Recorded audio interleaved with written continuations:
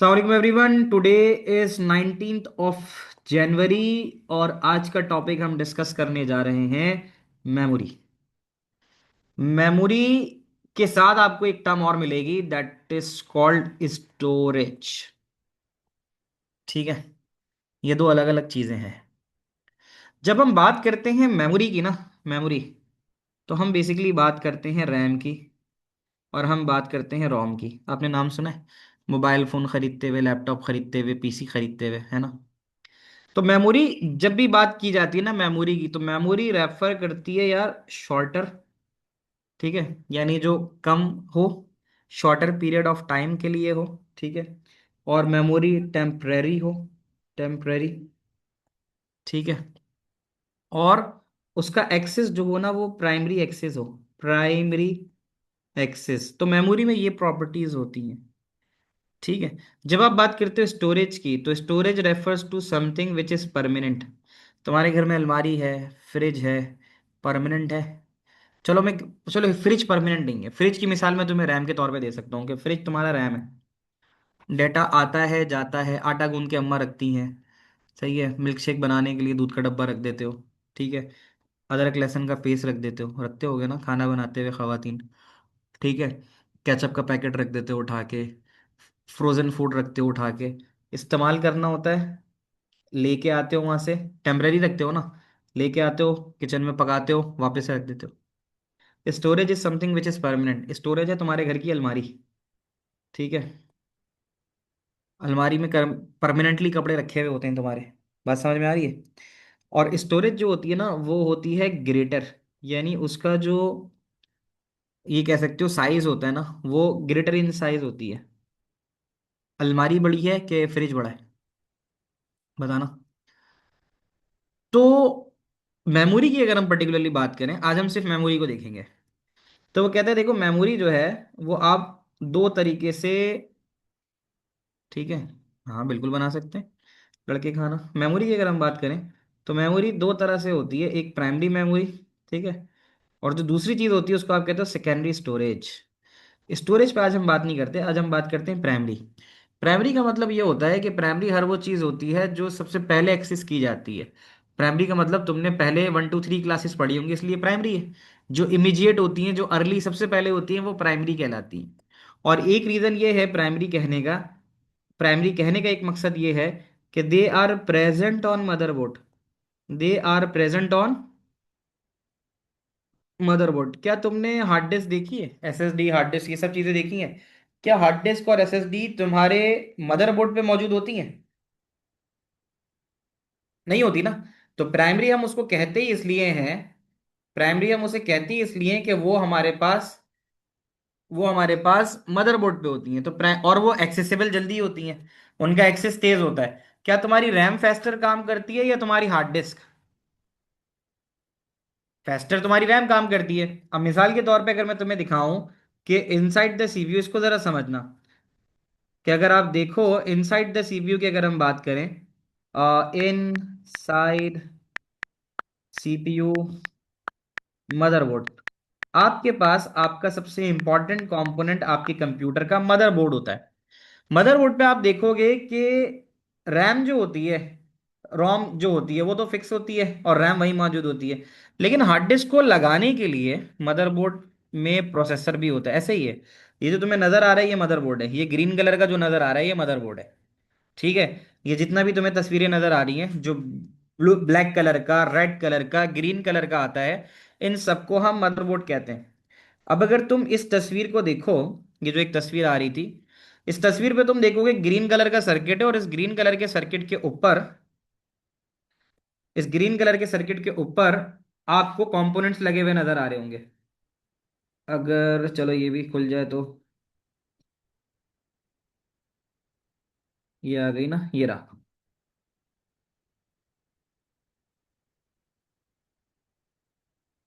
Can you see that ये motherboard है? तभी आपने देखा। अब आप इस पे देखो बहुत सारे कंपोनेंट्स लगाने की जगह है। कैन यू सी कि इसमें जो लेफ्ट साइड वाली जो तुम्हें नजर आ रही है वो रैम के लिए इस्तेमाल होती हैं। जो लेफ्ट साइड के ऊपर पोर्ट नजर वो आ रहा है तुम्हें, रैम स्लॉट कहलाती हैं ये। यहाँ रैम लगाते हो, यहाँ पे कहीं हार्ड डिस्क लगाने की जगह है? हार्ड डिस्क यहाँ पे लगाने की जगह नहीं है। हार्ड डिस्क को तुम्हें कनेक्ट करना होता है, तो हार्ड डिस्क को तुम वायर के जरिए कनेक्ट करते हो। हार्ड डिस्क को आप किसके जरिए कनेक्ट करते हो? वायर के जरिए। तो एक तो रैम को प्राइमरी स्टोरेज हम इसलिए कहते हैं क्योंकि वो आपके मदरबोर्ड पे मौजूद होती है। ये देखो, एक मदरबोर्ड है। इस मदरबोर्ड पे आपको बहुत सारी वाइट जो ऊपर नजर आ रही है वो सारी रैम की स्लॉट्स हैं। उस जगह पर आप रैम लगाते हो। और ये जो ब्लैक कलर की नजर आ रही है, जो मैंने अभी जूम किया राइट साइड पे नीचे, ये रोम है। ठीक है। अभी फिलहाल हम स्टोरेज के ऊपर बात नहीं कर रहे, मैं सिर्फ आपको ये बता रहा हूँ कि ये जो मैं आपको तस्वीरों के अंदर दिखा रहा हूँ, ये देखो, ये एक पीसी, ये एक रियल पीसी की तस्वीर है।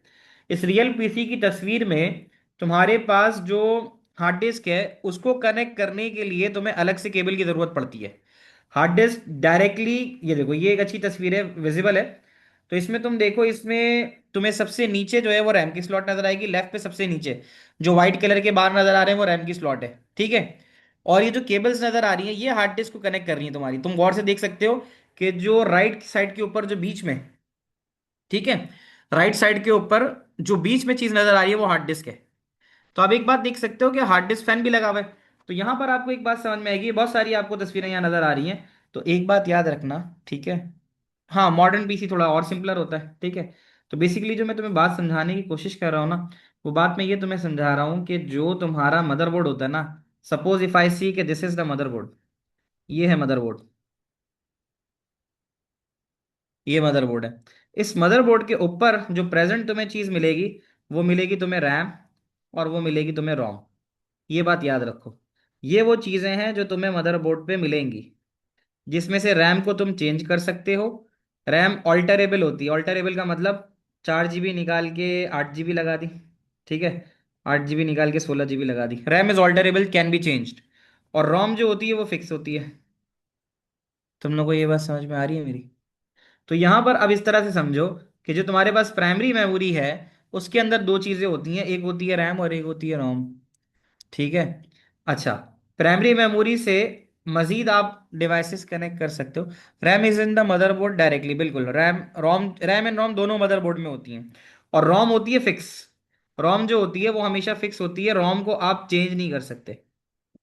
और इस रोम के अंदर आपके पास होती है बायोस की सेटिंग, आपके कंप्यूटर की जितनी भी सेटिंग है वो रोम के अंदर होती है। ठीक है। जैसे आप जब अपना पीसी खोलते हो तो लिखा हुआ आता है HP, RAM is just for user experience. नहीं नहीं, रैम किस लिए होती है जरा इसको देखो। तुम लोग अगर सबके सब लैपटॉप पे हो ना, तो ऑल्टर कंट्रोल डिलीट का बटन दबाओ। अगर आप सब लैपटॉप पे हो तो ऑल्टर कंट्रोल डिलीट का बटन दबाओ। आपके सामने टास्क मैनेजर खुलेगा। टास्क मैनेजर खुलेगा। आपके सामने देखो, ये टास्क मैनेजर खुल जाएगा जो मैंने खोला है। ये टास्क मैनेजर आपके सामने खुल जाएगा। ये टास्क मैनेजर बताएगा कि अभी आपके पास करंटली कितने प्रोग्राम्स मेमोरी में मौजूद हैं। ये देखना ज़रा, परफॉर्मेंस के ऊपर अगर हम आके देखें तो प्रोसेस, हाँ, प्रोसेस में अगर हम आगे देखें, मैंने यहाँ प्रोसेस में क्लिक किया। ऑन द टॉप साइड आप देख सकते हो कि वो बता रहा है कि यार 50% मेमोरी जो है ऑक्यूपाइड है। Can you see that? इसका मतलब है कि ये माइक्रोसॉफ्ट एज जो मैंने खोला हुआ है, ये 50% ऑफ मेमोरी ले रहा है।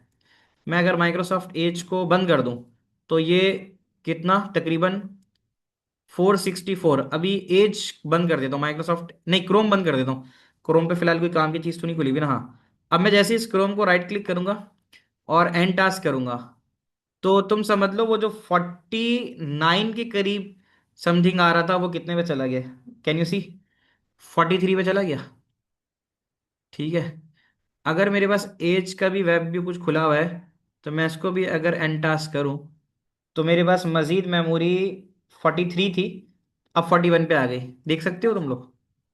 माइक्रोसॉफ्ट पावर पॉइंट खुला हुआ था, इसको ये 55 MB ले रहा था, एंटास कर दिया, पावर पॉइंट बंद कर दिया मैंने, ठीक है। तो मजीद बंद हो गया। मैंने फॉक्सटेट रीडर था, इसको भी बंद कर दिया एंड टास्क करके, तो अब ये 40 पे आ गया। समझ रहे हो मेरी बात? तो हम जैसे जैसे देखो, रैम क्या है?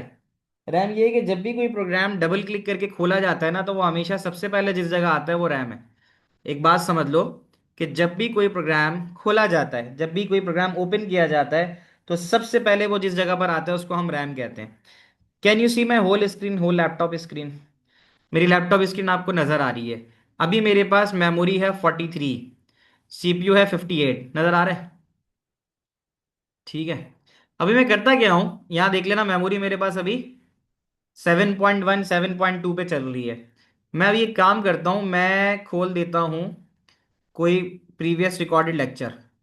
मैं यहाँ पे आता हूँ, प्रीवियस रिकॉर्डेड लेक्चर खोल देता हूँ, ये सेंसर वाला ही खोल देता हूँ डबल क्लिक करके। आपको याद है मेरी उस वक्त मेमोरी कितनी चल रही थी? मेरी मेमोरी 7.1 थी, नजर आ रही थी। तो अब वो मजीद अगर इसको मैं थोड़ा कम करूं, ये मेरे पास वीडियो चलनी शुरू हो गई। तो वीडियो चलने की वजह से जो मेमोरी, यहाँ देख लो, परफॉर्मेंस प्रोसेस 41 थी, अब वो कितनी हो गई? 44। ये बात तुम्हें समझ में आ रही है? मैं दोबारा करके दिखाता हूँ। होता ये कि जब भी कोई प्रोग्राम आप खोलते हो ना, तो वो सबसे पहले रैम के अंदर लोड होता है। गौर से देखना, मैं अभी यहाँ से वीएलसी प्लेयर बंद करूंगा, तो यहाँ से ये 44% मेमोरी कम हो जाएगी। ये देखो, ये कम हो गई। और वीएलसी चला गया, वीएलसी यहाँ से चला गया, नजर आ रहा है? देखो वीएलसी गायब हो गया, हो गया गायब। 42% मेमोरी है। अब मैं अगर डबल क्लिक करूंगा ना, तुम लोग देखना, डबल क्लिक करते साथ ही यहाँ देखो, मैं राइट साइड के ऊपर ये रखता हूँ और लेफ्ट साइड के ऊपर ये रखता हूँ। दोनों चीजें तुम्हारे सामने कंपैरिजन में रख रहा हूँ। अभी राइट साइड के ऊपर वीएलसी नहीं खुला हुआ है। लेफ्ट साइड के ऊपर जैसे ही मैं क्लास 57 पर डबल क्लिक करूंगा, तुम राइट साइड के ऊपर मेमोरी देखना, फौरन से मेमोरी बढ़ जाएगी। ये देखो, तो सबसे पहले वीएलसी लोड हो गया और वो 42 से 44 के ऊपर आ गई। क्या ये बात मानते हो? तो whenever you open a program, it always goes to the RAM. जब भी तुम कोई प्रोग्राम खोलते हो, वो हमेशा कहाँ पे जाता है? रैम के ऊपर। तो program always loads into the RAM. Program हमेशा रैम के अंदर लोड होता है। क्या ये बात आप लोगों को समझ में आ रही है? तो RAM contains data currently being process. जो डाटा करेंटली बीइंग प्रोसेस है, वो सारा का सारा आपकी रैम के अंदर होता है। जैसे ये वीडियो पीछे प्ले हो रही है, तो दिस वीडियो बीइंग प्लेड, इसका मतलब है इस जो भी प्ले हो रही है, इसकी पूरी प्रोसेसिंग आपके पास पीछे रैम के अंदर हो रही है। तो RAM is responsible for executing this complete video. RAM की वजह से ही ये वीडियो हम प्ले कर पा रहे हैं। क्या ये बात आप लोगों को बच्चों समझ में आ रही है? बिल्कुल सही। जब आप प्रोग्राम बंद कर देते हो, तो वो फिर आपका रैम से चला जाता है। तो कोई भी प्रोग्राम जब आप डबल क्लिक करके खोलते हो, तो वो हमेशा आपकी मेमोरी में जाता है। अब आपको पेपर पॉइंट ऑफ व्यू से जो याद करने पॉइंट, वो ये याद करने, रैम क्या है? रैम एक टेम्परेरी मेमोरी है। रैम एक टेम्परेरी मेमोरी है। और वॉलेटाइल का मतलब खत्म हो जाने वाली। उसके मुकाबले, अच्छा, रैम चेंज भी हो सकती है, ठीक है, can be increase in size, बढ़ाई जा सकती है। लेकिन रोम जो होती है वो हमेशा फिक्स होती है, उसको हम नहीं बढ़ा सकते। रोम के अंदर जो डाटा होता है, क्योंकि ये सिस्टम फाइल रखती है जो बूटअप के लिए इस्तेमाल होती है, तो इसका डाटा चेंज नहीं होता। नॉन वॉलेटाइल होती है, अगर पावर ऑफ भी हो जाए तो इसका डाटा कहीं नहीं जाता। रोम परमानेंट डिवाइस होती है, और इसमें हमेशा बायोस की सेटिंग मौजूद होती हैं। तुम लोग को यहाँ तक की सारी बातें समझ में आती हैं? ये आज की क्लास में हम यहाँ इसको यहीं तक रखेंगे। किसी का सवाल है तो रुक जाओ, मैं जवाब दे देता हूँ, ठीक है? बाकी फिर इंशाल्लाह नेक्स्ट क्लास में इसको, स्टोरेज को मुकम्मल करेंगे, वेडनेसडे वाली में। ठीक है, सवाल नहीं तो जा सकते हो। अल्लाह हाफिज़।